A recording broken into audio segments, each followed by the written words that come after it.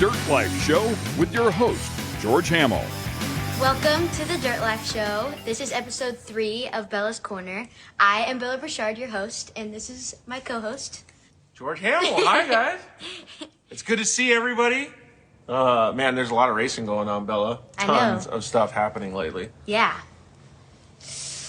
So, Baja 1000's coming up. yeah, Baja 1000. We got series endings and championships to look forward to. So, Well, there's only, 8 weeks for the rest of the year? Yeah. Like, it's getting pretty close. like one more race in Best in Desert, I believe, and so it's getting there. When you're a racer or when you're like an off-road person, this is the best time of the year, too. We just got done with Camp Razor. Oh, yeah. And then, everybody's, winding up their series championships and Right. stuff, dude. The ending year, new cars, new wraps, new suits. Dude. Excited. I'm excited for the show. Yeah, me too. I feel like you're getting pretty good at this, podcasting thing. Yeah. I mean, it gets a little nerve-wracking, but... Yeah, it's a lot of work, though, right? Right. There's a lot of work that gets put into it, but I couldn't do it without you, so... Well, you're doing a good job. You could definitely improve, like all of us can, like racing and life and everything. Right. So it's good that you have the mentality to get better. Right. And I think a lot of our guests have the mentality to get better too. So who do we got today? We have George Llamoses, we have Rhowan McGrath, and we have Sara Price coming on. That's a pretty good, versatile lineup that you got there. So Yeah. give us a little bit of a breakdown of each of those people. Yeah, so Sara Price is from Southern California with multiple championships on 2 and 4 wheels. She also has an X Games medalist and is currently in preparation for the Dakar Rally in January. Yeah, she's an awesome human being too, Yeah, right? yeah, accomplishing a lot, so that's for sure. And George is 14 years old from Riverside, California, so everybody's pretty much from California. Hey, all these Southern Californians, dude. Hometown. Where are we at? Oh, we are at West Coast Motorsports / West Coast Racing Services. So this is our new shop. You can see the Deuce. Where's my finger at? You can see the Deuce right behind me. Right. That's your brother, Big Cruz Richard. Oh, yeah. That's his short course race car. What is that, a RS1? And then Yes. behind us we have, is that his car? Yeah, it's Yes. orange, so it's his car, right? Yes. And then hiding behind there, you got your 2 cars too. Huh? Yeah, those are getting ready for the next race. But Looks like Rhowan joined us. Sara Price just joined us. So we're going to get them on here. So as Sara, we're going to invite Sara on real quick.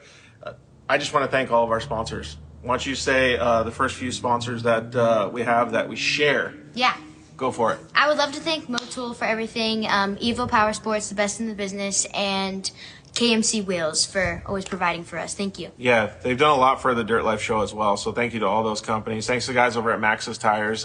They have some cool stuff happening at SEMA, so go check them out if you're over in the Las Vegas area.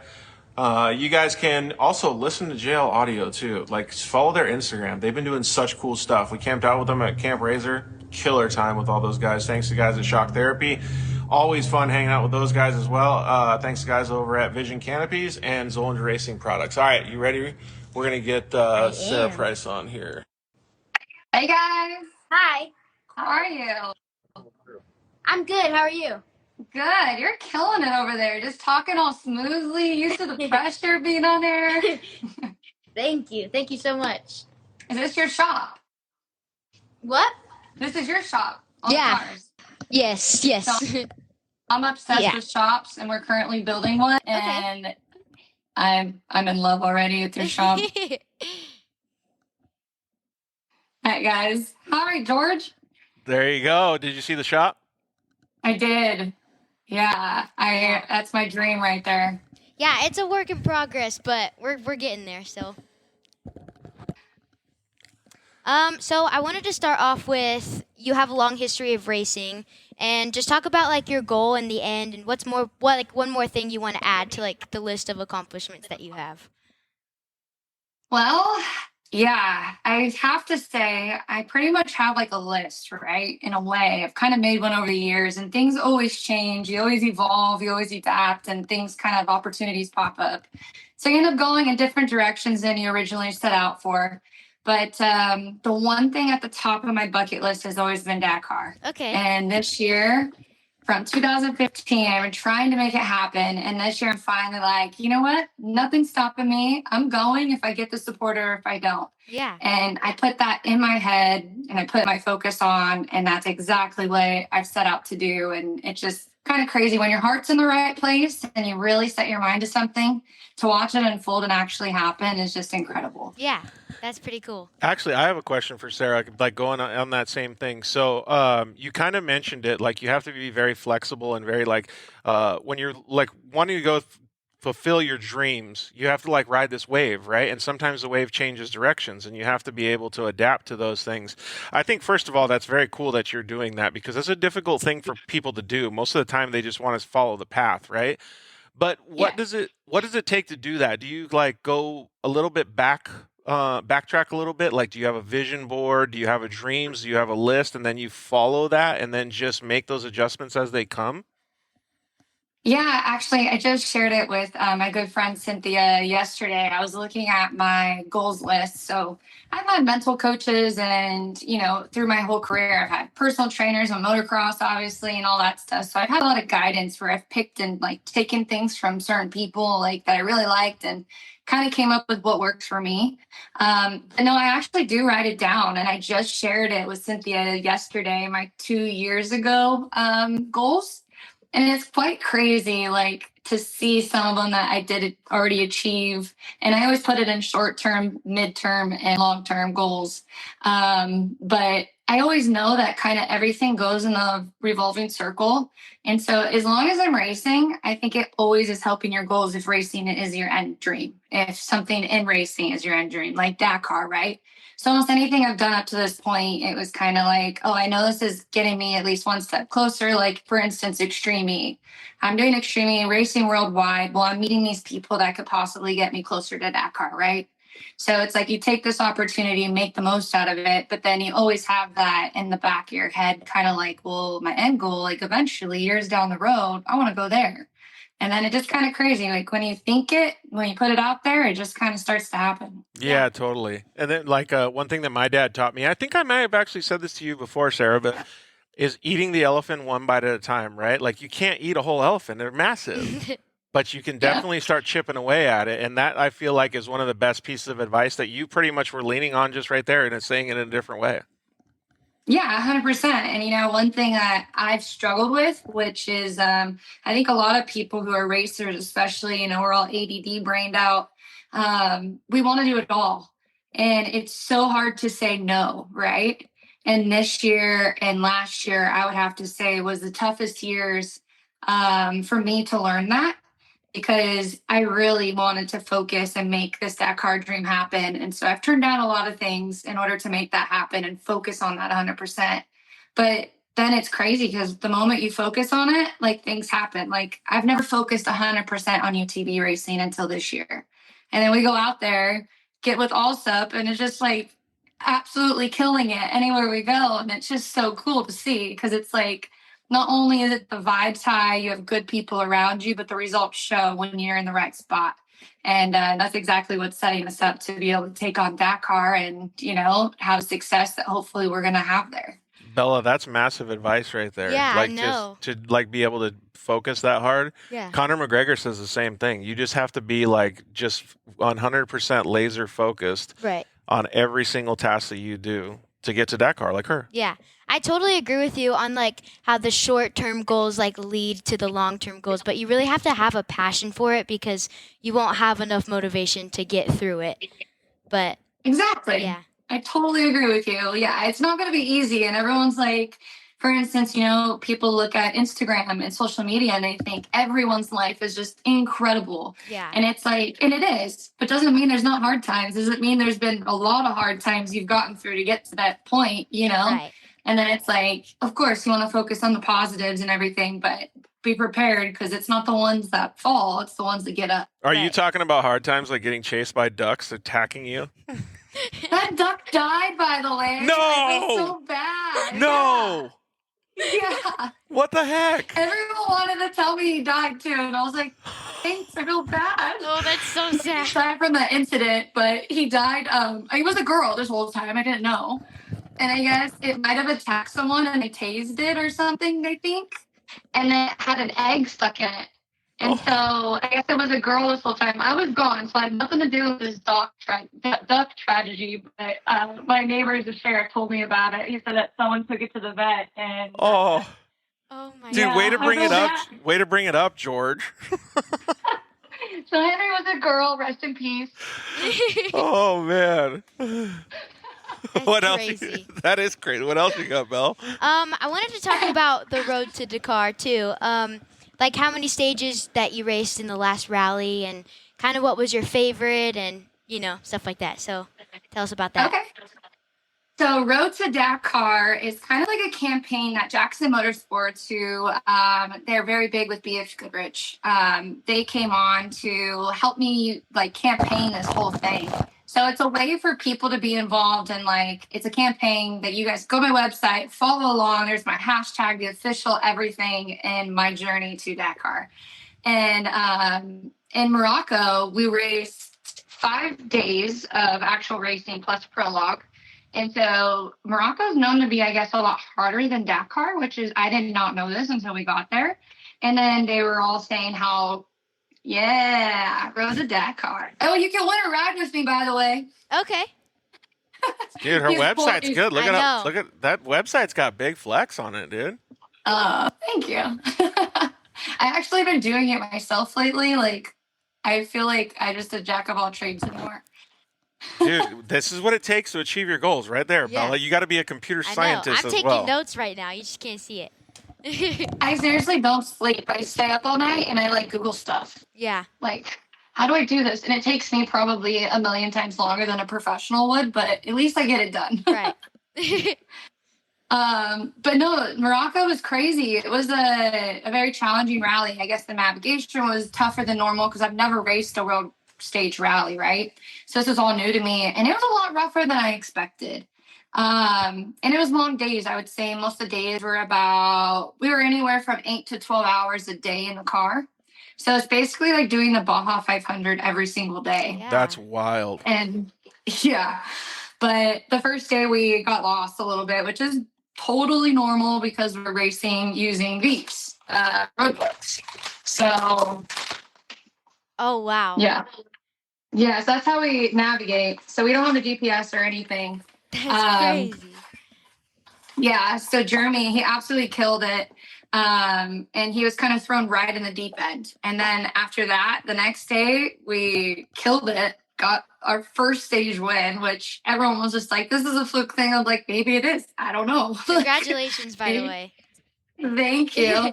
It was definitely emotional. I came back, I was like, I'm not going to cry. And then I was like, just tears everywhere. Yeah. I'm like, who cares? I wanted this so bad. And then we backed it up and we won the next day. Yeah. So it was like, okay, this isn't a fluke thing. Can I say something real quick here? Because when we're just talking about the dream, the journey, like all of these things that you're putting 110% effort into, a lot of people that are successful, they talk about these same things and those emotions that you felt when you crossed the finish line. You're like, oh shit, like this is a milestone that I just achieved. And a lot of people will lose it. Like like you said, they start crying and all of a sudden, but there's a little piece that most people don't have that you do at the end. And that's keeping the excitement alive, because that piece usually falls off. And since you're able to do it, that's a massive win for you. Oh, thank you. Yeah, it's kind of crazy. I didn't want to believe it, to be honest. And so it's like the tears actually didn't totally hit until I saw like our crew there sitting there. Like I had one of my best friends for absolutely ever. She came with me to Morocco, and she's my PR manager, and she kind of helps manage everything.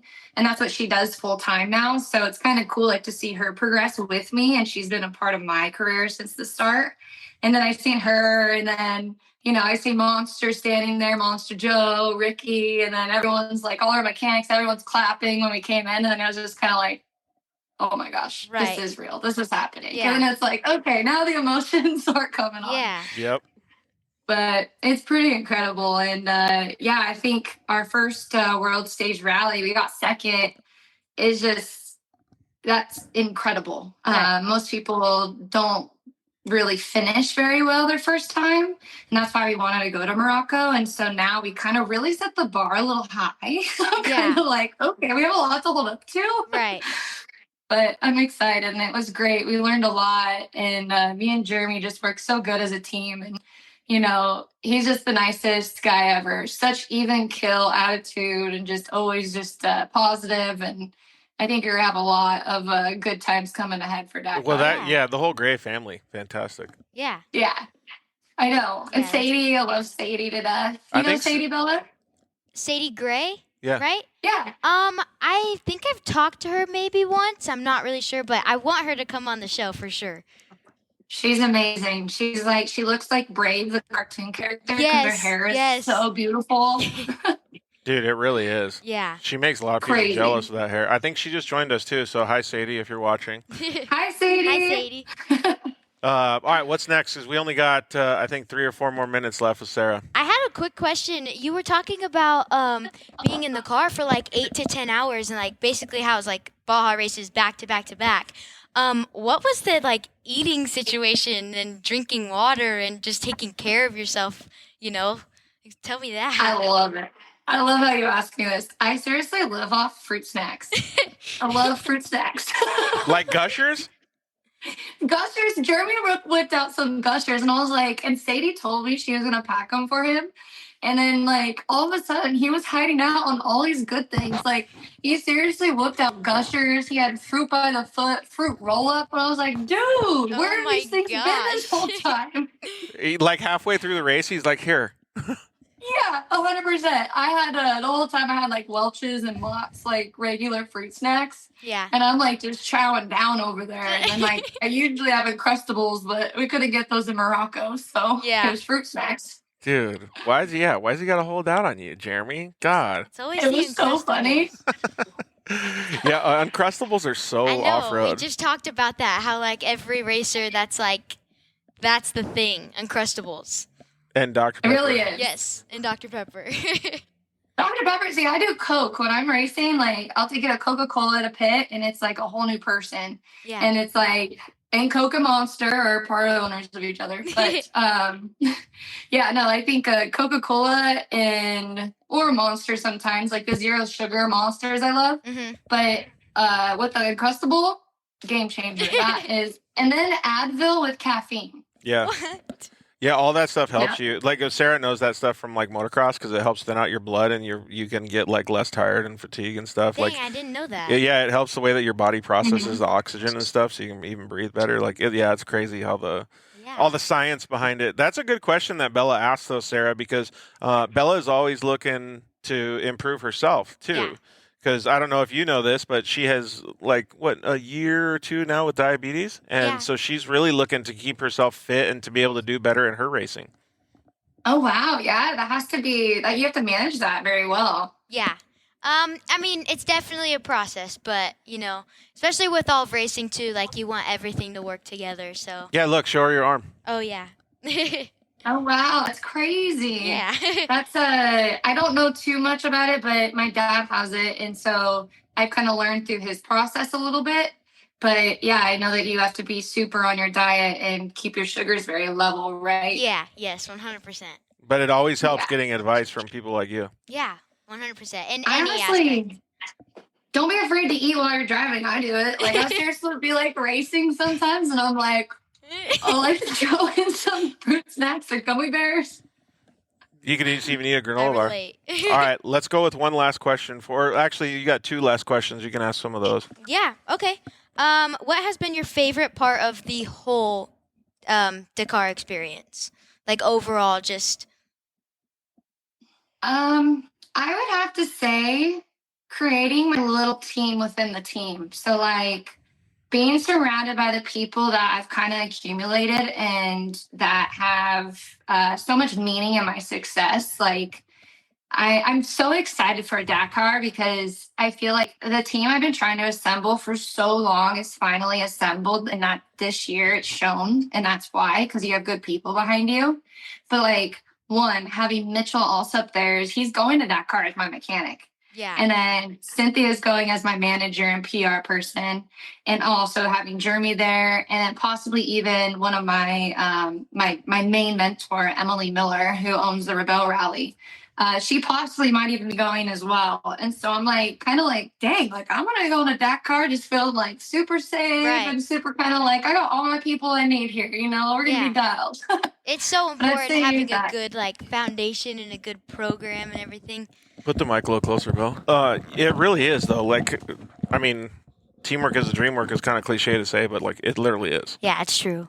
Yeah, I totally agree with it. And like, it just always, when you have good vibes around you and it just works, it's like if, for instance, how me and Mitchell work, like since we came together and started working together, it's like I kind of pick up where he needs help, and then vice versa. He's picking up this huge load that I've always needed help to figure out and needed whatever I could get from it, So now my cars are living at his place and I don't have to worry about that. I can kind of do the rest of it and then focus on that 100%. And I actually trust him 1,000,000% with my vehicles.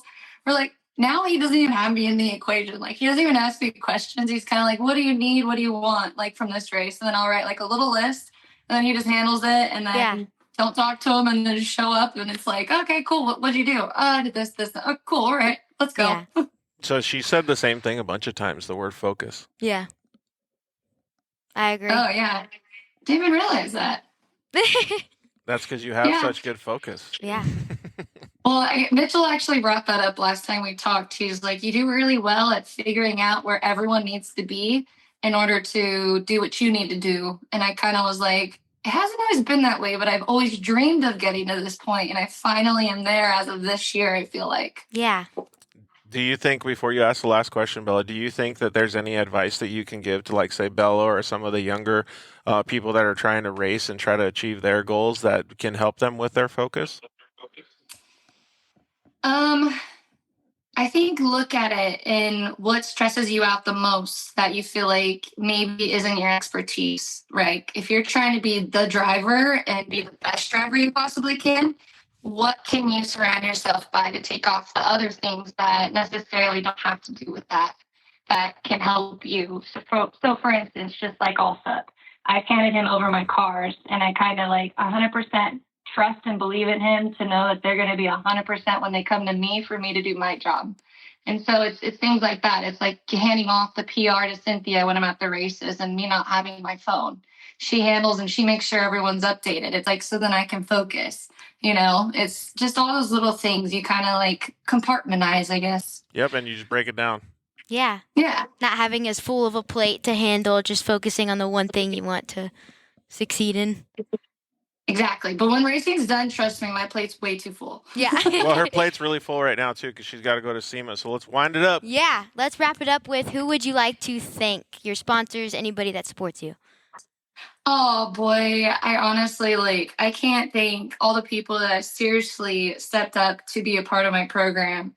And that itself is BF Goodrich. They came out of nowhere with a huge support for me to make this happen and just by believing in me. And honestly, it's by far the best tire to go there on because you definitely don't want to be having punctures or flats. Yeah. Race Line Wheels, Can-Am, AO Coolers, which you guys got to get some. They're the best. And Vision Canopies. I know you guys threw it out there before. Vision, Kyle, absolutely amazing. I love that guy more than anything. Super ATV, Rockford, Fosgate, Sparko, obviously Allsup, Jeremy, and Can-Am. Yeah. Well, those are my main squeezes. I was just over. We're installing a Starstream system on the Vision Canopies car for the Baja 1000. So I was with all those boys this morning. Oh, nice. Heck yeah. It was cool to see That's everybody. awesome. Dude, everybody's pumped. Plus, Doug has his bachelor party starting tomorrow. Oh, boy. So you want to know what's funny? They got engaged at RJ's River House. Yeah? And our property is the one right across from RJ's. So our property was in the background getting worked on. They're ruining their engagement. Yes. Way to make a little sneak peek. Way to schedule the construction work, Gary. I know. I was like, oh, wow. Oh, that's crazy. All right, well let's thank her and let her get off to SEMA. Thank you so much. It has been awesome having you on here, and I've been wanting you to come on here for a while, so I'm very thankful. Aw, thank you so much, Bella. And what's your next race? My next race is this weekend, I believe, in Cal City. So Nice. Yeah. Exciting. Well, Should be good fun. luck. Go Thank out there you. and kill it. thank you so much. Bye, Sarah. guys. Thank Bye, you for Sarah. having me. Yes. Have fun. Bye. All right. You want to get George Llamoses on? Yes, I do. Let's do it. Go ahead and you can even start the intro right when he pops up. How about do that? Let's see. Let's wait. Okay, let's go. Hi, There we go. George. Hello, how are you guys? I'm good. How are you? What's up, pretty dude? good. Yeah, what's up, George? Dude, your hair is looking sick. Yeah, I think I need to cut it. It's a little too long. Yeah. Hey, you're growing it out. It's okay. So George Yeah. is 14 years old from Riverside, California. He has experience in desert and short course and championships in multiple series, including first place at the Mint 400 in the Youth 1000 class. So congratulations, by the way. Thank you. Thanks a lot. Yeah. Yeah. You know, it's a lot of work to just get there. Yeah, but yeah, it's pretty hard to get there. Hey, Yeah. what's that on your hat, dude? Let's get a little closer to the so- camera so we can see that bad boy. Joe B. Burrow. Yeah. What's up, Simon? Yeah. All right, so I wanted to talk about kind of like growing up in the racing industry, like what type of, have you made most of your friendships in there, and like what kind of it that has it taught you so far? Just like, It's almost well, because I know- it's like a life, not just Yeah. Yeah, I gotcha. Yeah, no, it's basically another lifestyle. Like living somewhere else. I live at my house and I live at the track, so it's basically that type. And I mean, I've made a lot of good friends at racing. It's just such a connected family at the racing scene. And yeah, you meet a lot of awesome people. And growing up, I mean, I started when I was 7. I'm now 14. So yeah, I mean, I basically grew up in the off-road scene. So yeah. yeah. No, it's crazy the amount of friendships that you make, and then you realize, like, dang, all my friends come from racing. Yeah, is that the it's way you feel? basically like Yes. that. I wanted to talk about your point standings in the gas series. Congratulations, by the way. But Thanks, yeah. like, has it been a battle throughout the series, or like, has it been pretty solid for you? It's been a huge battle. I mean, I've been shifting from second to first. I won the first gas race. We got round 2. We had a little slight mishap, but we still got some points. Round 3, we got, I'm pretty sure, third, second. Mhm. Round 4, round 5. Round 4, I was able to get second. Round 5, I DNF'd. And then these previous rounds from Chandler, Arizona, I got fourth and first.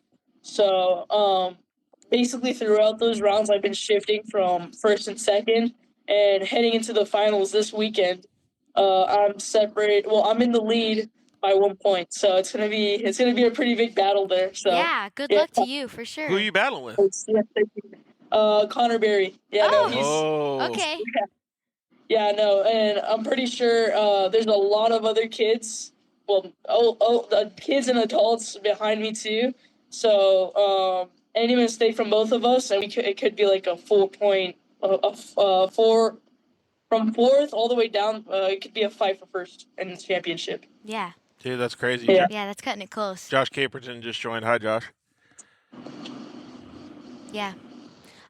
So I wanted to talk about how much effort does it take for you to be able to like win races, and more specifically the time it takes for you and your family to be able to like accomplish your goals and stuff, because I know it's obviously not just you, it's your team, it's everybody around you that supports you. So, what do you guys have a game plan and how you go into the weekend, or tell us about that? So yeah, it's basically a game plan. What people don't see normally is that the week before, or even like 2 weeks before that, you're already starting in advance. You're starting to set up the car. You're starting to, I guess, wash the car from the previous race, cleaning the trailer, sorting out everything. And it's basically a game plan, like you said. So, yeah, I mean, there's a lot of prep that goes into it, especially more in these 1000s. You've got to check a lot more bolts, a lot more, basically of everything. So it's a pretty big game plan. Yeah. Yeah. Does it take out of your your daily life? You go in the shop every day or stuff like that? I mean, basically coming from school, I'll take, I guess, like 4 hours, maybe 5, to just work on the car, just get everything set up, and then just continue tomorrow. But after those 4 hours or 5 hours, I'll just start my class, like homework or anything like that. So yeah, basically like that. Yeah. That's a pretty full schedule. Yeah, Simon from Trophy Bro just joined us too. So what's up, Simon? That's a pretty full schedule, though. It's like when you think about adults, right, Bella? You think they have an 8-hour day or work day, right? And some can come home and just chill. Some have to work with their kids. Some have to work on race cars, all this stuff. But George is learning that at a very young age, right? So you have to go to school in the morning. You have to go throughout the whole day, and you know the same stuff too, Bella. Yeah. And then putting in 4 or 5 more hours worth of work. I mean, like you're already at like dinner time area right there. And if you still got anything left over, you got to eat dinner real quick and get back out in the shop. Like that's a lot of work, and you're missing some of the I don't know, playtime, so to speak, right? Yeah. Like sometimes you don't get to celebrate with all your friends and stuff, but that's where you make friends with the races. Right. Yeah, basically like that. Yeah. So I mean, it does take a little bit out of the, I guess, playtime, but yeah, that's where we make friends at the track, and we do whatever we can at the track before we race. Yeah. Hey, so one thing I wanted to like mention was George is bilingual too. Oh, okay. So he can translate a lot of stuff for his parents, for his family, all that stuff. So right there, that is A great skill to have. yeah, because it's a feather in his cap when he wants to go get sponsors, right? Because now he doesn't just have sponsors in the United States. He can go ask people that speak Spanish to be able to support their product because he can talk wholeheartedly about that stuff as well. So like that's a massive I don't know what you want to call it, bonus for him. Right. Even when you get older too, as you try to find a career and stuff like that through college and stuff, a lot of people tend to have like a lot of respect for the people that do know more languages or more than one because you can communicate more and Oh, dude, he could probably order way better tacos than we can. Oh, definitely, 100%. Probably. I mean, I have some connections here and there. Look at this guy throwing out the sponsor connection for tacos. Yeah. Even like the playtime you were talking about, just that sacrificing thing that we kind of talked about with Sara, like being able like to understand, I can't go do this fun thing today because I have to do this for racing, but it all works out in the end, Well, do you guys feel like let's ask George first and then you can chime in too. Bella, do you guys feel like you're losing out on the friend time, or do you feel like you guys are kind of moving ahead in the direction that you want? Like, what do you think, George? I mean, it's kind of a mix of both. Sure, you do lose some friend time, like from schools, from friends, but I mean, that's where you make it up as well at the racetrack. You make some friends over there at the track, basically. So yeah, you lose a little bit of friend time, but you make it up with other friends at the racetrack. Yeah, I gotcha. Yeah, I agree, 100%. And you're focusing on other goals too. People used to always ask me that too. They're like, dude, why don't you come to this party? Like, I was racing professional dirt bikes at the time, and they're like, dude, come out, hang out, drink beers, just hang. I'm like, dude, I got some goals, man. I want to achieve this stuff. And some people feel good doing it their way, and then like I felt good doing it my way because like it was like keeping my heart whole, so to speak.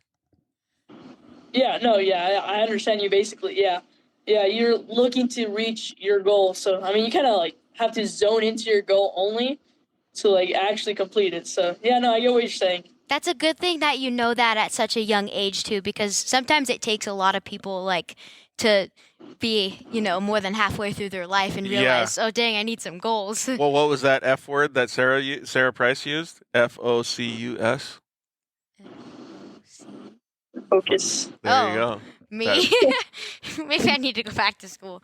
But that focus was exactly what George is talking about right now, and you have that focus.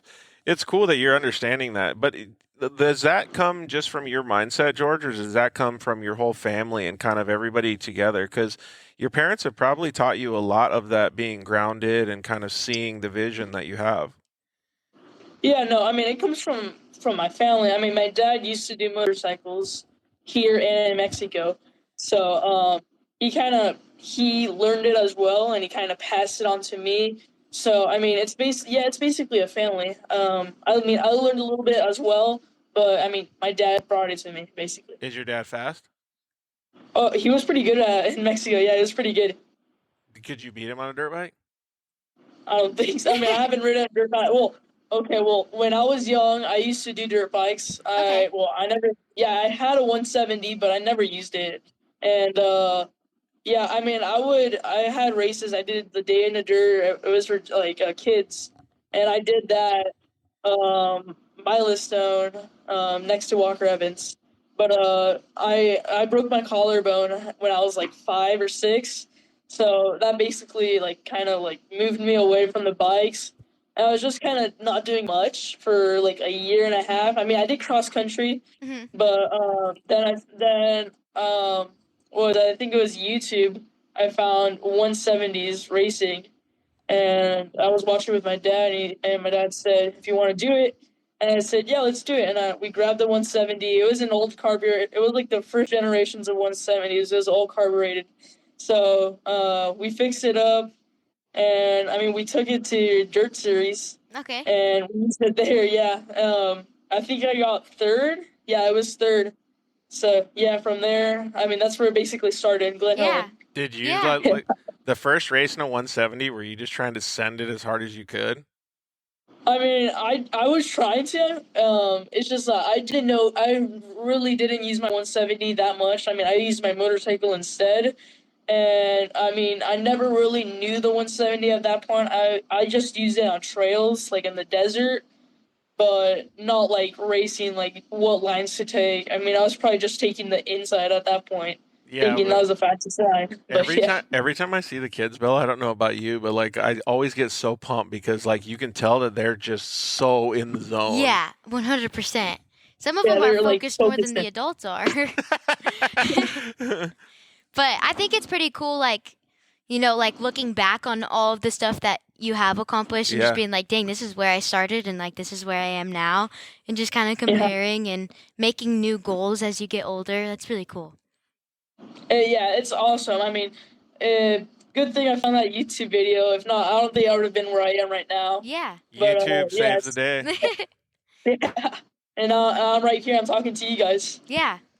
Yeah. Actually, since you talked about like the focus and all that stuff, do you have like a vision board too, like what Sarah Price was talking about, or like do you list out your goals like on a piece of paper, or like how do you do it?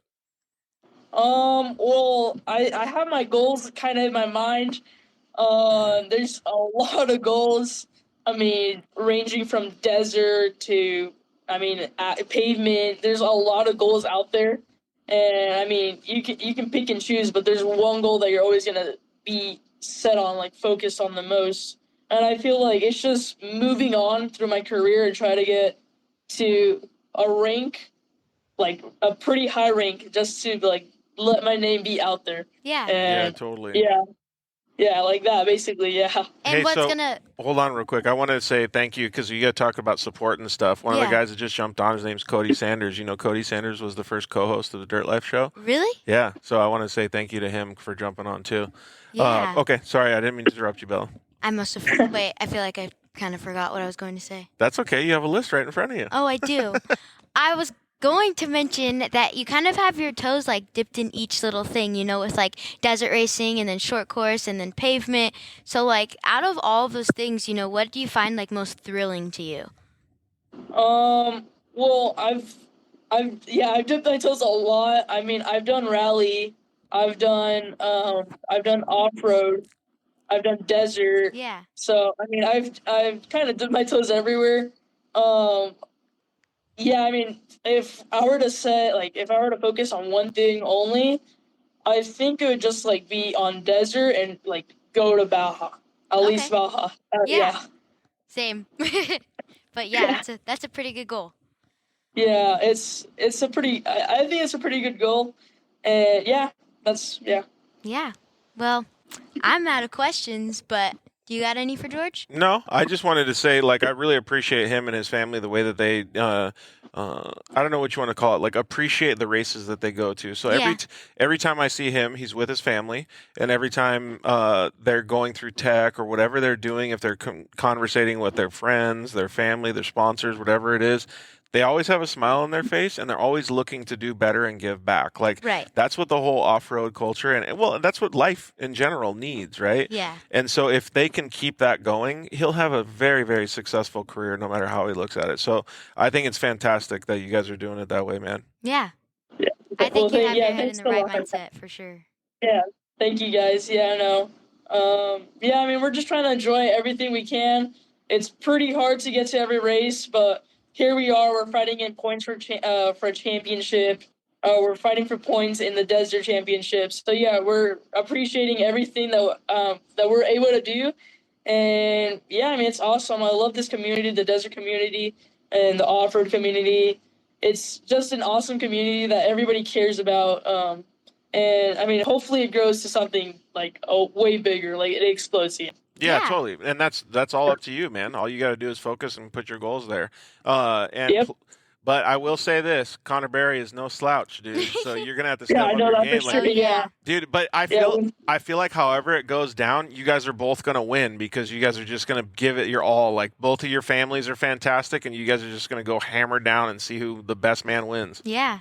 Yeah, there we go. Yeah, like our elbows are gonna be out there for the last rounds. But yeah, it should be a cool experience. I mean, in a sense, we're both gonna win. We've both shown a lot of work over the season. So yeah, we'll see. We'll see who's able to just get out there and get the top spot. Yeah. Well, good luck to you. And to wrap it all up, who would you like to thank? Your sponsors, anybody that supports your program?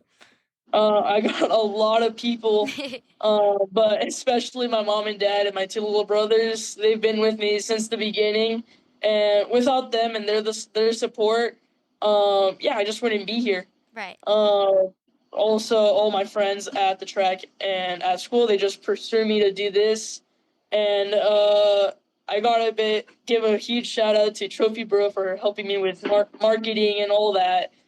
He's helped me a lot to grow my page. So him for sure.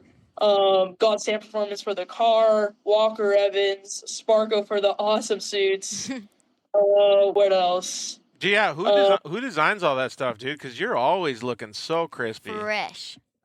Well, Chris from Sparko, he helps me a lot. He helps me out there, and he helps me choose the designs. But yeah, I also like I go to Sparko, and I always see these designs, and they're always so awesome.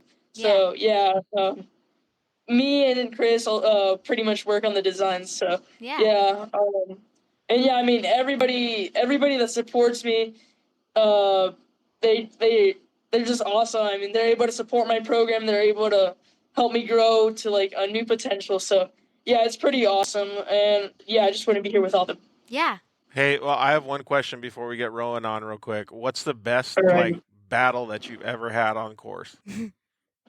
I Like mean, top of the list, dude.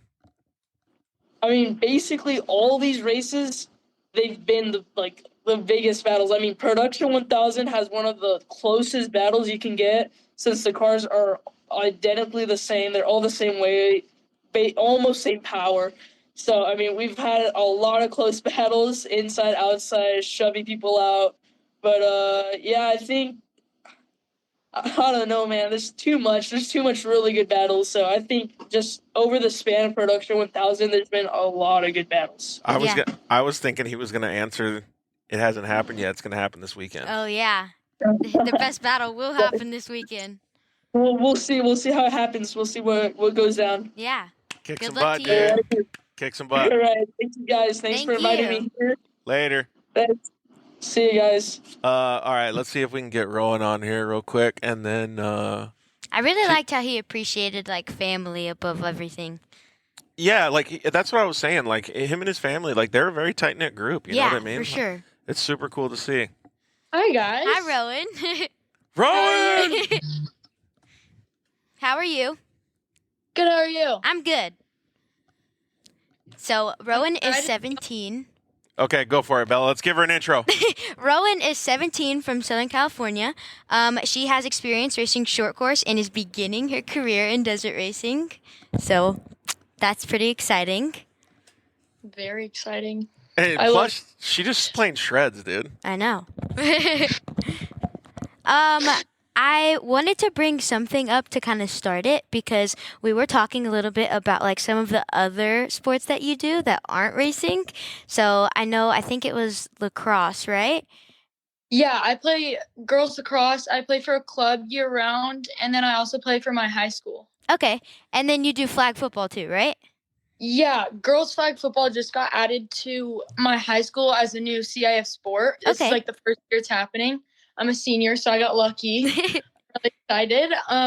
We're mid-season right now. We're going into playoffs in not this week, but next week, and hopefully we can come out with the championship. Yeah, 100%. Dude, that'd be so. Dude, what's gnarlier, lacrosse or flag football?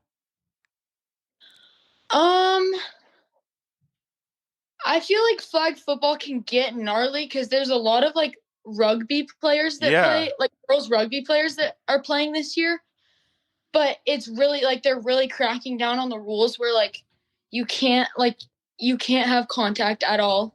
And like you have to be very specific about what you do and what you don't. We're not allowed to spin when we have the ball, so you can't like spin out of someone pulling your flag.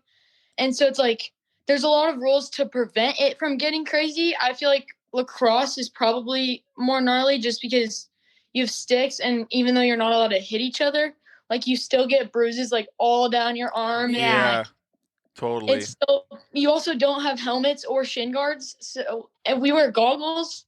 They look really weird.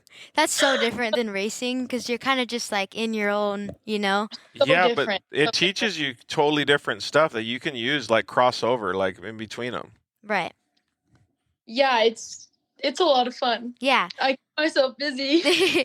You do. You're very sports like. Centric. Yes, very sports centric. How the heck do you manage all that, dude? Because Yeah. I feel like that's so much time. So I go to public school full time. I race kind of just for fun. Like it's a hobby that my dad and I do together. My sister used to race, but she's really focused on lacrosse. Like she's trying to go to college for it, and she's really good at it.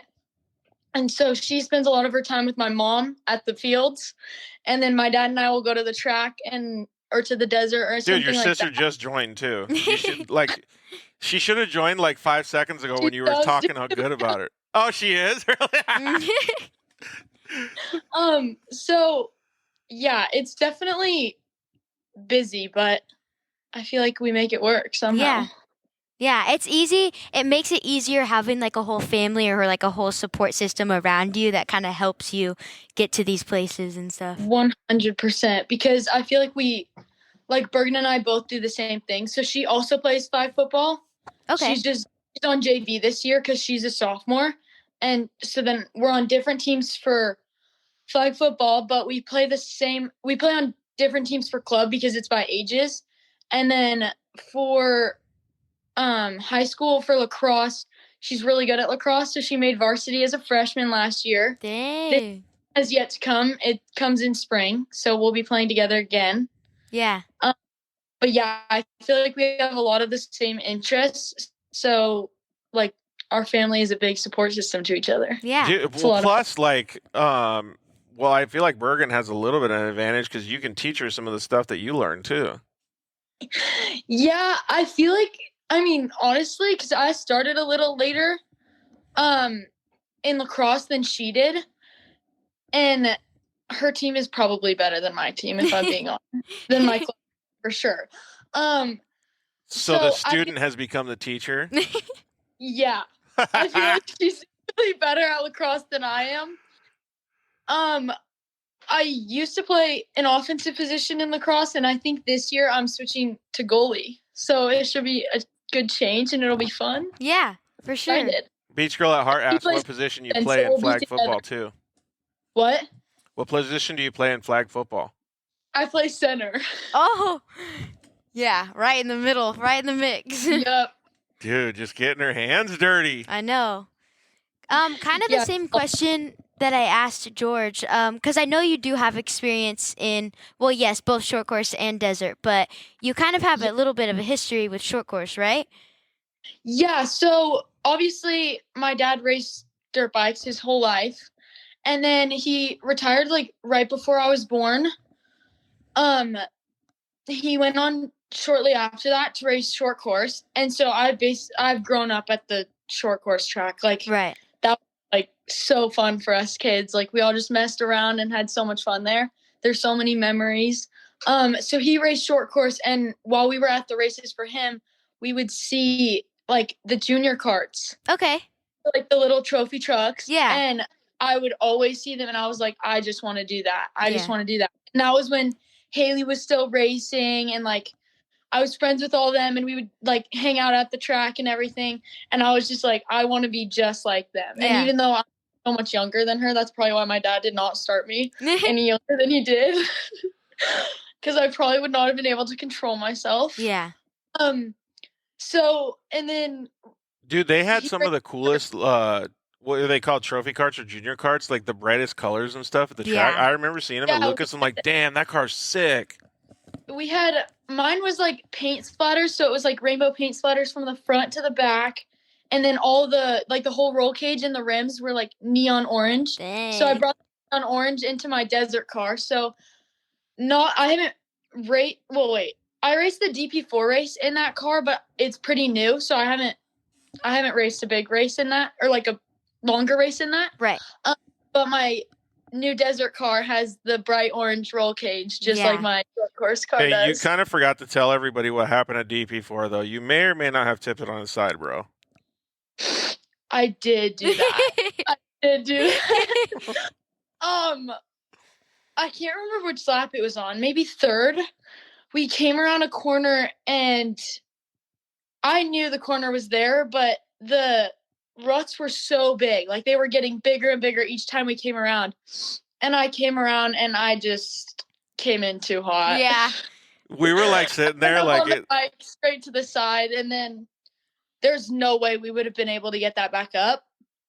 Luckily, it was so random. Like, the one spot, there was camera guys out there, like, that were filming for someone. I don't know who they were filming for. Maybe even DP4. I'm not sure.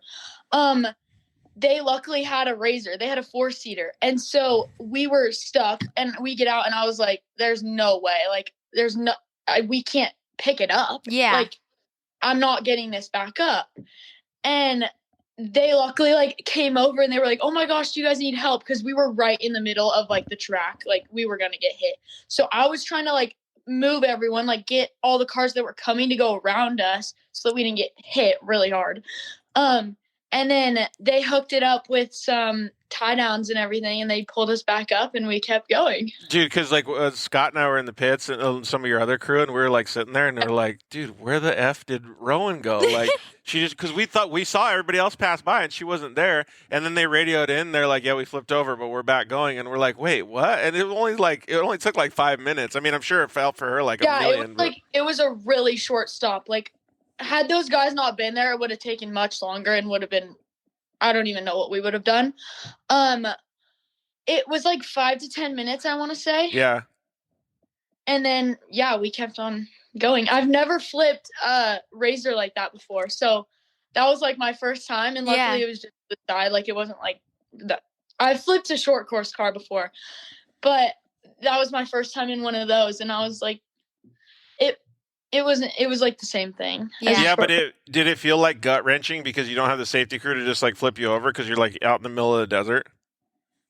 Well, my first thought was, because I flipped on my co-driver's side, and so he unbuckled, and then I unbuckled, and I fall straight to the ground, and I hit my shoulder really hard, like my collarbone hurt so bad. And so then I got out, and I was like, I don't know what we're gonna do. Did you smash Slade when you fell in the car? No, I had him get out because I was like, I know fall. I did not brace myself for whatever reason. I just like took the fall. Yeah. She just does her seatbelts and just like flops over to the side. I feel like I tried to stop myself, but like it really didn't work. I don't know. I don't know what happened. It's crazy how like desert racing puts people in positions like that, you know? Like, you wouldn't think that people would have to do this, but we do.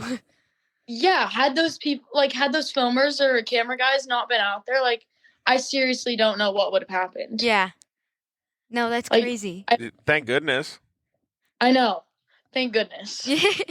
And then those guys came up at the finish line and they were like, "Oh, glad you finished." And I was like, "Yeah, thanks for helping me. I would not have finished if you didn't help me." Dude, for real. And she did good. Like, she drove good all weekend. Yeah. I think I ended up third. Yeah. Or wait, maybe third. Congratulations. I'm so bad at remembering stuff like that. Yeah. Well, I just remember that your laps were really consistent. Like, before you biffed it, like, we were like, damn, dude, she's like cruising pretty fast. Yeah, I really liked the track that we were doing there. It was a lot of fun because it's like, even though it's the same lap a couple times, it's like new every time because everything's like the conditions are changing so much with how many cars are on the track and going at the same time that each time you came around, it almost felt different. Dude, the ruts were so blown out those like last 3 or 4 laps. Oh my God. So crazy. Yeah. I was like, I was surprised, honestly, that I hadn't tipped it over before that because I was coming in a little too hot to all of them and I was putting it on the bike and like I was scaring myself, honestly. And I was like, we just got to keep going. Like, I can't stop. And then got the best. Everybody comes too hot into a corner. It's happened to all of us. It's called pushing the limits. Yeah. Yep. Mine might have not been a flip, but it was definitely a tree. A couple trees, actually. I saw that on your Instagram. Like, oh my God. This happens to everybody, right? I was thinking to myself, I was like, dude, that tree must have taken a beating. Oh, that tree was gone. Yeah. What happened in your crash? I was lucky with how it happened. Yeah. What happened? The corner came in too hot, and by the time, because we ran out of brakes, like my brakes were completely gone the first, I don't know, 100 miles maybe. So by the time we got to that corner, I saw it. I was coming in really hot. There was no way I was going to be able to back down, and I tried my best to steer clear, but it is what it is. It happens. It's racing. Yep, it's racing. Yep. What else you got? I got a lot, kind of. Hit it. I do want to talk about what you want to accomplish in the future. So you've already accomplished so much. Just, finishing races is a big accomplishment because not very many people can. But kind of talking about like what you want to pursue in your like desert racing career because you just started it. So like, what goals do you have? Yeah, so I had a goal since freshman year, like before I started freshman year of high school. It was a big goal and I'm not going to be able to complete it by the time I wanted to. Hopefully in the future I will. My goal was to race the Baja 1000 before I graduated high school. Okay. I graduate in May.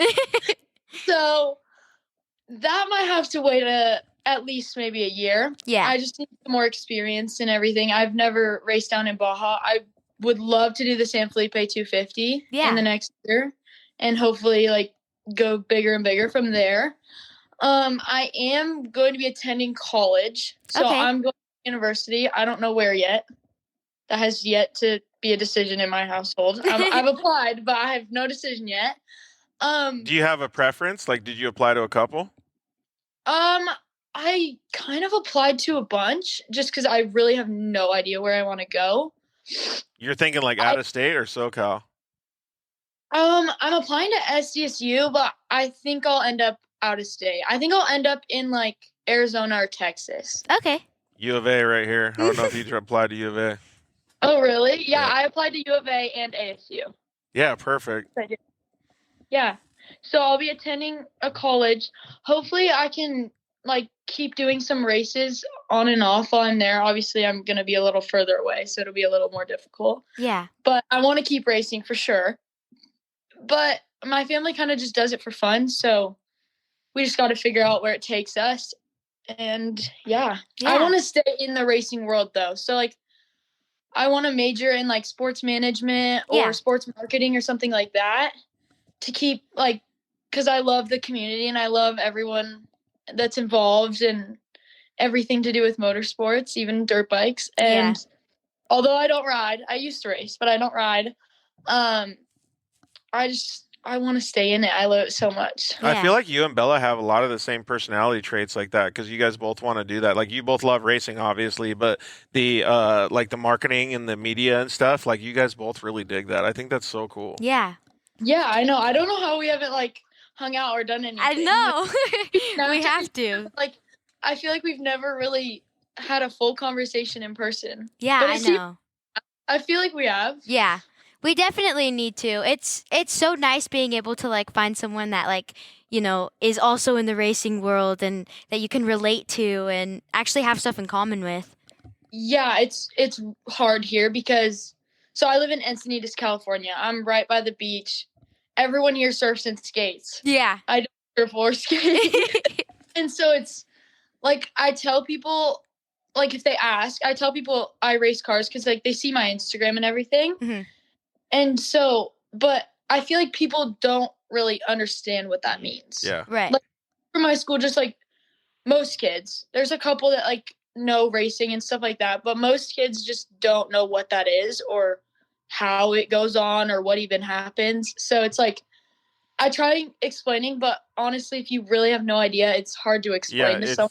It's pointless. And so relating to people and like finding like I have a lot of friends here, don't get me wrong, but like I feel like I always get along so well with people in the racing community because they just like understand everyone. Like we just understand each other so well. Right. You guys Yeah. have the same passion for something. You guys were just talking about that. I remember when I was going through high school, it's a million years ago. You guys weren't even born yet, but it was hard because I was racing. I never got to your dad's level, but I was racing professional dirt bikes, and like all these kids were like, "Dude, what is that? Like, you always have a broken leg or you always have a broken arm. Like, what's wrong with you?"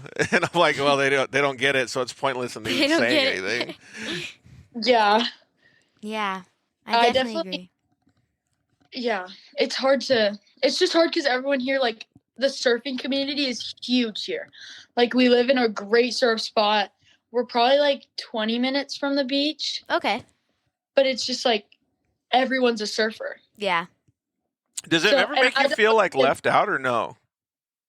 I feel like I went through a weird phase in, like, middle school and beginning of high school that, like, I felt like a little left out just because I was gone for racing all the time. Like we're traveling all the time for whether it's my dad, myself, or someone like, I don't know. I feel like we're always at the races or somewhere at the track. And so I feel like it was a little bit hard being gone every weekend when like everyone's hanging out and everything. But I feel like I've learned to manage it better and have like figured out the ins and outs to how to keep relationships. And yeah. Those are actually, like, what she just said is such a mature thing to say. Like, well, yeah, I mean, like your mom just said too, like you can relate to that. Yeah. It's kind of crazy because a lot of people and kids, whatever, they don't learn that until they go to work and nobody's the same as them at their workplace. Right. But you guys are already getting that experience. So like if you guys, like, let's say when you go to college, Bergen, like you're gonna be like, yeah, that's cool. I match with this person and not 90 people over there. Yeah. Like I'm fine. Right. Yeah. I it's think definitely a good life lesson to learn, like younger.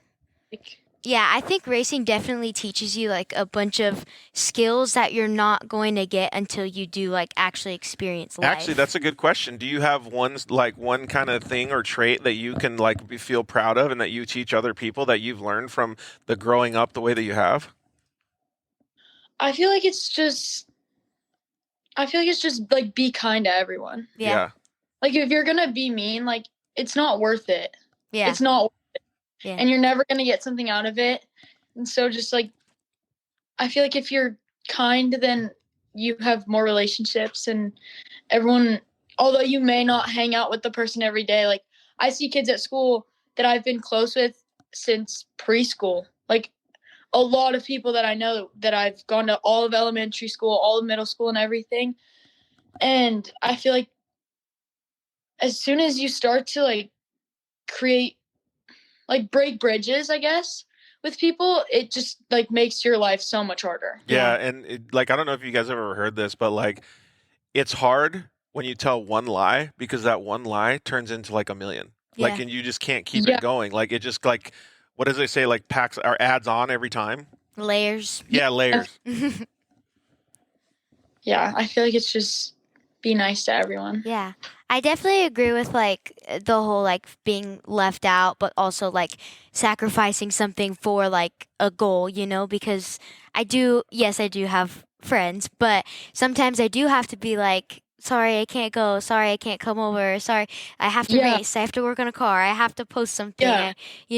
And it sucks at first, but it's going to be so much more worth it in the long run when you realize, dang, I'm to my goal because I did sacrifice things because I care about it that much. And the good friends will be there to watch you on the Yes, podium. yeah. Yeah, definitely. Like I feel like the good friends that are really there for you stick with you. Right. And if And they're the not ones at the end, then obviously they weren't your friend. yeah, they're not your friends. So I've definitely learned like I don't want to say like who my real friends are because it's not like that. That's like mean.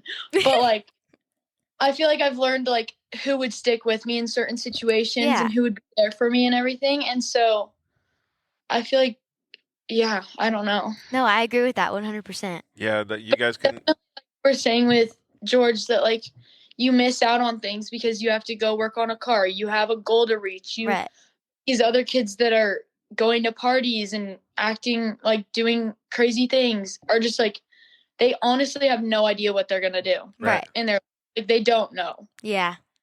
And I love like knowing what I Right. wanted to, like, I've known that I wanted to be in this industry since I was in like middle school. I was like, this is what I want to do. Right. And so I feel like a lot of kids, including like my friends, because a bunch of people are applying to college right now, I feel like they don't know what major or like what they want to go into or what job they want to have.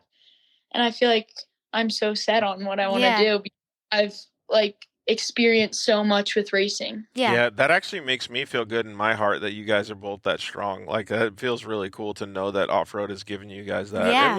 And your families and stuff, right? What else you got, Belle? I got highlight of your racing career so far. I feel like Well, for me, it's the design of her freaking trophy card, dude. I know.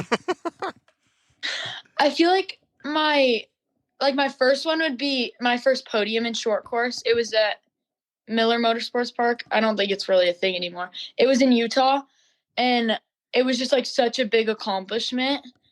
And I just felt like I'd put everything together. Like I had all the puzzle pieces, but I put it all together and figured it out finally. And so I was like, I feel like that was a big milestone. But then I also feel like I kind of got thrown into the Mint 400 as my first race ever in the desert. I did no pre-running because I can't miss school. Yeah. Although my dad was my co-driver and like he knows more about the desert, even though he's kind of just starting out in desert too. I feel like the Mint 400 was a big deal because it was such a long race, and I know that like when I was in the car, my dad was like, "You want to switch? Like, are you sure you want to drive the whole thing?" And I was like, "No, I'm driving the whole thing." Yeah.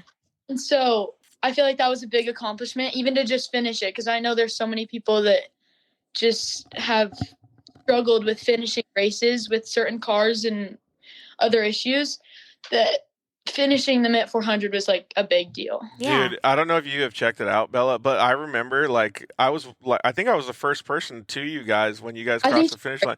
And I was like, holy shit, they're smoked. Like they were toast because Jeremy was like, dude, I didn't think we had to go that many laps. Like Rhowan just kept going. And he was like, we're so smoked. And it was like the roughest course ever. And then I was like, dude, let me go get you guys a Gatorade. Just like, holy crap. That's crazy. And I was so hungry. All I wanted was food. Yeah. Because the Mint took us, I think, to be exact, I don't really know the exact number. I think it was like 8 hours and 40 minutes. That's and my dad was like, "Are you sure you want to drive the whole thing?" And I was like, "Yeah, I'm driving the whole thing. Like I got it." Yeah. But so you could like I want to finish it. You could like see like we did a video. I think it's on our social media channel. But like you could see like Rhowan took off her helmet and she was like, ugh, like dead. So dead. I got out of the car and my legs were like I couldn't even feel them. Yeah. Like I'm so excited to race long races like that again because that feeling was like, even though it was so like exhausting and I was just like starving and I was like, thank God, like we finished. Yeah. I was just like, I loved every bit of it. Yeah. It's definitely rough on your body physically and mentally, but like 100. but getting out and like passing the finish line and being like, "Dang, I just did 400 miles," or "I just did," like Yeah. that's worth all of the pain and all of the 100%. It's worth every bit of it. yeah. Yeah, but now Rowan's gonna tape like 50 granola bars to the roof. So Oh, that's what I do. I zip tie them to my frame. All of ours, because my helmet hits my cheeks and it like hurts my cheeks. So I applesauce and like you said with Sarah, like Uncrustables. Yeah. Oh, could you do those goo packets or whatever they are, like the gels? I've never tried those, but Yeah. I also like I would pull into the pit, and my mom was because I don't drink I don't like soda. I don't like carbonation, so I had like Sarah said, she drinks like a Coke or whatever. I never I didn't even think about doing that. I was just drinking water. Yeah. And so my mom was handing me candy. She was handing me Sour Patch Kids. Yeah. Dude. I was like, anything. Like, I just want any food. You have like the most like out of pocket snacks in a race day. It's crazy. 100%. You go from barely eating to eating the biggest dinner after, and then Yeah, like nobody's eating like grapes at the off-road track. yeah, no one. We eat the most horrible processed foods we could find. So bad. Uncrustables honestly have. And my dad was like, "Don't drink too much. Like, be careful, because like at that point you kind of have to cut off drinking before you race, right? So that you don't have to get out and go to the bathroom or go to the bathroom in your seat or whatever." And so he was like, "Don't drink too much. Like, I want you to be hydrated, but if you drink too much, like, you're gonna have to pee every 5 seconds." Right. And I was like, "Okay, I won't drink anymore." And I just remember eating powdered donuts as my breakfast. Yep, literally. I was like, "This is the way to go." Powdered donuts, Uncrustables. Crazy. So out of pocket meals. It's insane. So bad. And Uncrustables is like one of the worst possible things you could ever eat in the planet. Literally. But they feel so good. They're so good. Yeah, you see? I feel like people should make like a racer meal. You know what I mean? 100%. Oh, like how they do the military? Yes. They Like have like a company that's like a meal prep at the track. Like a meal prep for the track, and you take it in the car and you eat it. That. We should come up with this. That's our idea. Yep. Don't steal our idea. Hey, so her brother's a good cook. Yes. He can do it for us. We can market it. It's perfect. There we go. There we go. And you got your boss lady, her marketing I genius. know. We got this. We got it all figured out. Well, do you got any questions for her? No, I'm just having fun where the conversation is going. I know, me too. The like some of the stuff that I think about too, like when you talk about the goals and stuff, we've been talking a lot about, how like Instagram versus reality. What are some of the like hardships that you've experienced like throughout your racing career, like that is actual reality, not like something that you had to overcome, I guess would be a better way to put it. I feel like, we just race. I've said this a couple times, but we race for fun. So I don't race very often. So I have reality of not at the track going on all the time. And I'm sure everyone else does. I feel like it's just been hard trying to be able to get to the races. Yeah. Because our family has so much going on. My dad's always traveling for like whatever he's doing. My mom and sister are always gone. And I just feel like it's hard just being able to get to the races and like make sure like we have the schedules all put together and like everything. Like I know you were talking about a vision board. We don't really have a vision board. We probably should. We all just like talk about what our schedule is like. And so I feel like it's just getting everyone's schedule together and figuring out get there. It's kind of crazy when you have such a busy life. Like time management becomes so important. Like I hate to say it, but like my iPhone runs my life. Like I can't there was times in this last month where I was like triple, quadruple booked because I didn't realize that I had all that stuff going on. I was like, oh crap, man. Like, and so I can only imagine if you have all of the people that have the same kind of schedule, it's got to be very difficult. But what's cool though too is you learn how to work in a team environment. Like that's rad. Yeah, I feel like it's definitely racing has taught me a lot between like the big short course team that my dad used to have with like I feel like there was like 20 mechanics for his truck. And then Brock Hager was also on our team for a truck. And then he raced a Yamaha. And then my sister and I both had trophy trucks. And so there was like a lot going on. Yeah. So I feel like also regulating like your stress levels and everything around you in order to be prepared as best as you can. Actually, since you were so young when you kind of saw all that stuff, were you just like, man, my parents are putting in so much effort and they're managing it? Like, you learn a lot from that? Yeah, so I was 9 when I got my first junior car. I got a Junior 2 for my 9th birthday. Oh, wait, I just noticed what shirt she has on. What shirt is that? Yeah. Max's? Yeah. The Max's crew. Yep. So I was 9 when I got my truck. I don't think I raced a race probably until at least 9.5, maybe 10. I feel like I learned a lot from short course. Short course is not easy. Yeah. It's not at all.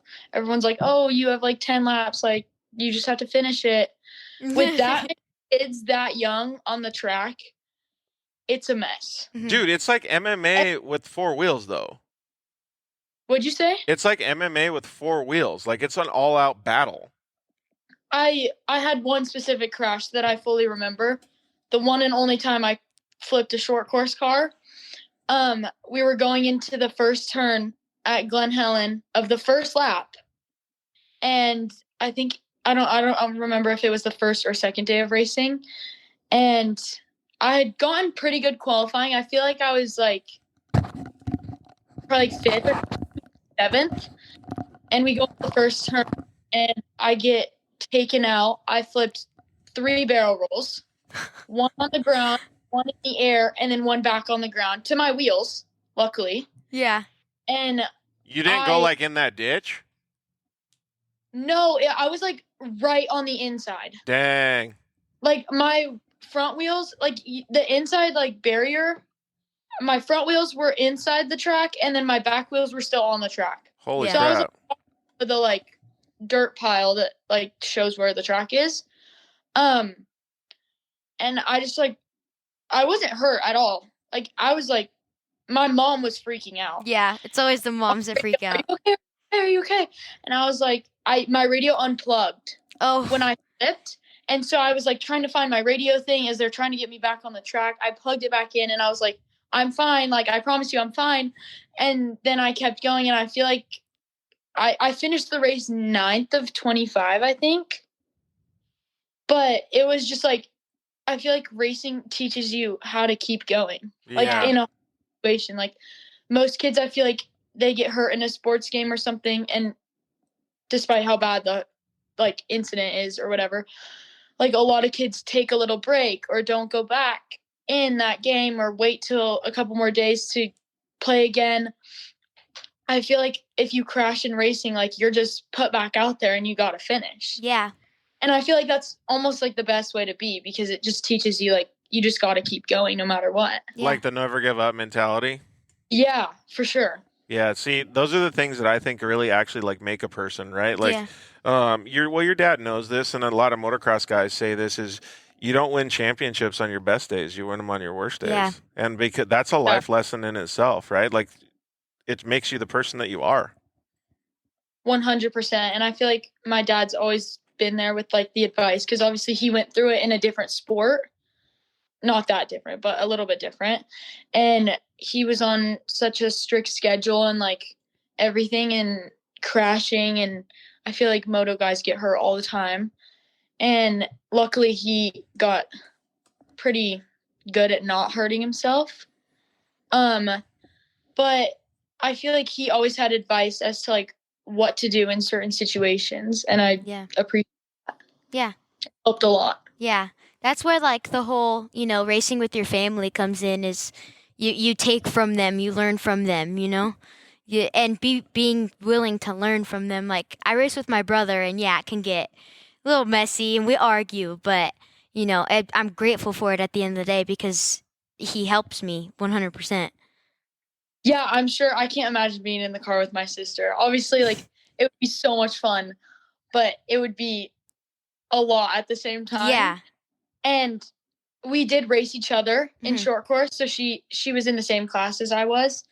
And it was definitely a battle once you got off the track. Like, oh, I did better than you. Oh, Right. I did better. No, you didn't. And so it was definitely a family. And if we couldn't make it, like, we always were watching other people that made it to the track and everything else. And I feel like it was always so fun, like, seeing everyone there, because like hopes you come and they're like, oh, Right. like, I wish you were here, or I'm so glad, like, to be racing you. No one really, I mean, I feel like there's some people, but no one really has bad blood. I feel like everyone's just friends and wants the best for each other. So Right. In most sports, there's like, you always have some teams where they don't get along, or, or just people that wish for your downfall, basically. But I feel like racing's, it has its spiffs, but it's definitely a more clean sport than most because, everyone's just kind of there for each other. Yeah, I agree. I feel like definitely learning in, like, team sports, playing lacrosse and everything, that, like, my high school has a rival school. I feel like every high school has that. And we just had our rival boys football game. And so I feel like after that, everyone's, like, pissed at each other, and there's gonna be this and there's that. But I feel like in racing, like, if something happens, like, if you really need to, like, talk about it with each other, but that's racing. Like, that's how it goes. And I feel like everyone kind of understands that now. So it's like, it makes it fun with everyone because everyone's friends. Right. We're more humbled than most. Well, I think it has a lot to do with the level of danger in it, because like you already know that there's like all kinds of danger in it, so you respect the same level that other people have too. Yeah, because they're willing to get in the car and give it their all too. Yeah. Right. Yeah. And I feel like it takes so much to prepare for these races, where like everyone has respect for each other, and like they want each other to do well because everyone puts in so much time and money and work and everything into this, that it's like you get to the race and you don't want anyone like not finishing. Right. You don't wish on a person to break apart or Yeah. Hey, so there's one thing that I wish. I will hope that Rhowan will ask you next time when she figures out what college she's going, send a message to Bella and be like, hey, can I come on the Dirt Life show and talk about what I'm going to do next? Okay. I definitely will. I feel like decision day is like somewhere in like March, maybe. Soon. Dude. It's coming up. It's really scary. Yeah. I was going to say, like, are you nervous right now? I'm terrified. Yeah. Because that's a lot. Like, that's the rest of your life. Yeah. The next thing is life. Yeah. And it's not that like the major and like everything that I want to do in work, it doesn't matter what college I go to. Like whatever one, I'm going to get a good experience in business management, marketing, sports marketing, everything like that. So I feel like it's not much about the education part of it. It's more about just I'm picking where I am living for the next 4 years. Yep. Yeah. And so I feel like it gets stressful, and like I feel like I overthink it for sure. And like you pick roommates, you are going somewhere where you probably don't know anyone. Yeah.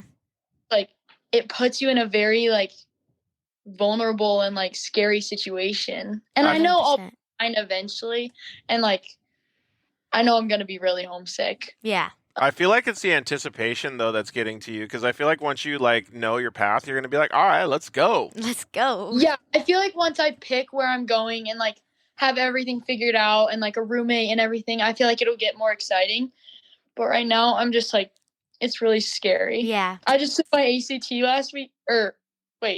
last Saturday.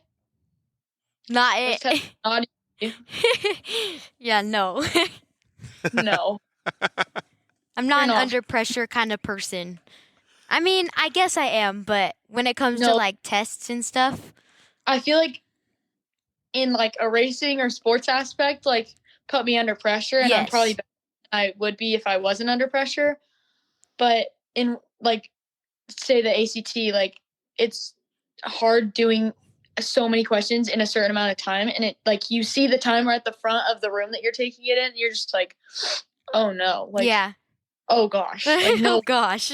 So one of Bella's previous guests, Haley Hine, just commented in, and she's a little bit ahead of what you are right now, Rowan, and she said, agreed, that it gets better as you just dive in. But I feel like that's like all of you, Haley included, like you're racers. Like you just want to get out there on track and just like go, go, go. Right. Yeah. And I'm sure like I feel like there's enough of racing in the world that like I'll find someone at my college, wherever I end up, that knows something about racing. And so then I can like relate with someone on some level, on certain levels. But I feel like I'm also a normal kid at the same time. Like I play ball sports just like everyone else. I go to public school just like everyone else. And so I've grown up with like a pretty normal childhood, not including like going to the track all the time with my family. But if you take that out of it, like I have a very normal childhood. Yeah. My parents said I had to finish school. I was not going homeschooled. I've begged and begged and begged. I wanted to go homeschooled so bad because I was like, I just want to be at the track. I just want to like hang out with all my friends from the track and everything.